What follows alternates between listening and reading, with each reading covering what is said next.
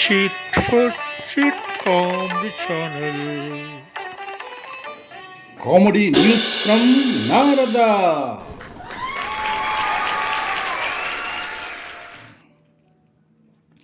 యేసు కనవే మీరా, యేసు కనవే మీరా, ఓ జీసస్సు కనవే మీరా, యేసు కనవే మీరా. నువ్వు చెప్పిందేటి ఈలు చేస్తున్నదేటి, నువ్వు చెప్పిందేటి ఈలు చేస్తున్నదేటి, జరా చూడు టోటై ఓరా చూడు టెం జరా చూడు ఓరా చూడు కనిపించుతాది యేసు కనవేమిరా. ఆ విధంగా మా పెబు చెప్పిన పిమ్మట నాకు డౌట్ సందేహం, అసలు యేసు మగాడా ఆడదా? ఓరు వంత ఏట్రా ఇది నీ ప్రశ్న సందేహము? మరేం లేదు, కనవేమిరా అంటున్నావు కదా, ఆడాళ్లే కదా కంటారు అని నా ప్రశ్న సందేహం. ఓరే వంత, నేను హరికథ పంతాలో యేసు కథ చెబుతుంటే నువ్వు ప్రశ్నించి దాన్ని బురకసేసినావు. ఏదైనా కథే కథగా అయితే ఇనుకోరా వంత. కనడం అంటే పిల్లల్ని కనడం కాదు, కన్నులతో చూడడం అని అర్థం. ఏటిది జగనన్న డిక్షనరీలో దీనర్థం కూడా మార్చేసిన రేటి. ఇది గిదండి లోకం. వీడికి అక్షరం చదవడం రాదు, డిక్షనరీ గురించి మాట్లాడుతున్నాడు. ఏండి మనలో మన మాట్లాడడానికి మాట రావాలి కానీ చదవడం ఎందుకండి?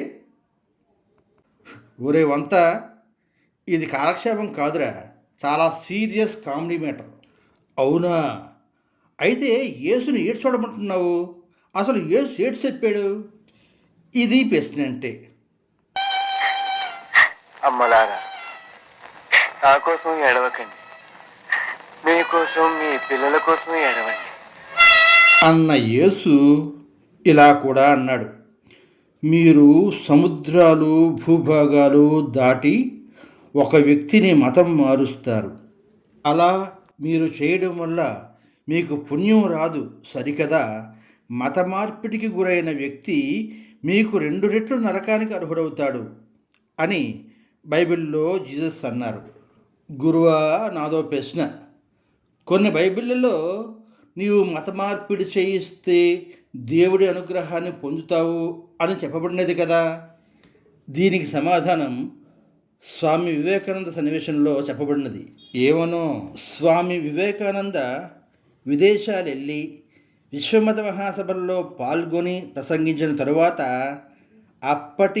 అక్కడి న్యూయార్క్ హెరాల్డ్ అనే పత్రిక ఇలా రాసింది. అది ఇంగ్లీష్లో అనుకో, నువ్వు తెలుగులో ఎనుకో. జ్ఞాననిధి అయిన భారతదేశానికి క్రైస్తవ మత ప్రచారకులని పంపడం ఎంత అవివేకమో ఇప్పుడు అర్థమైంది అని హెరాల్డ్ హెడ్లైన్స్లో వేసింది. అది విషయం ఇప్పుడు అర్థమైంది. అర్థమైనదేటి? అందుకే అజ్ఞానుల్ని మతమార్పిడి చేస్తున్నారు అని. బాగా చెప్పినావు. అవును, కొండ కోణంలో స్వచ్ఛంగా ఉండే అస్సాంలో గిరిజనుల్ని మ్యాజికల్ హీలింగ్ ప్రాక్టీసెస్ పేరుతో మతమార్పిడి చేస్తున్నారు. దీనికి వ్యతిరేకంగా ఫిబ్రవరి 10న Assam cabinet Assam healing prevention of evil practices bill 2024ని ఆమోదించింది. ఇక నుంచి అలా చేస్తే వారికి జైలు, జరిమానాలు విధిస్తారు. కానీ వారు యేసును కూడా వ్యతిరేకిస్తున్నారు. మన రాజ్యాంగంలో ఆర్టికల్ 25 ప్రకారం ఎవరైనా తమకు నచ్చిన మతాన్ని అనుసరించవచ్చు అని ఉన్నది కదా అని అంటున్నారు.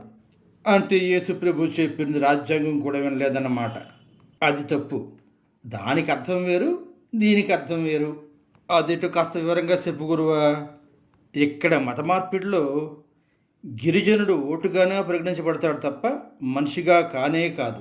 ఓలమ్మో, అందుక మొన్న మా ఆవిడ డెలివరీ అవుతూ ఉంటే పురుట్నొప్పులు వస్తూ ఉంటే అమ్మ అయ్యో అంటూ ఉంటే వీళ్ళందరూ వచ్చి నేను ప్రార్థన చేస్తాము, పేరు పెట్టుకో అని నన్ను సతాయం చేశారనుకోండి.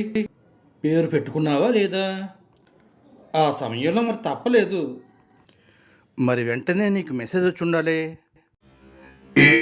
Successfully converted. రియల్ జోక్ అంటే ఇది. ఓరి నెల తక్కువ ఎదవా, నెల తక్కువైనా కాన్పు వస్తుందేమో కానీ నొప్పులు లేకుండా కాన్పు వస్తుందా?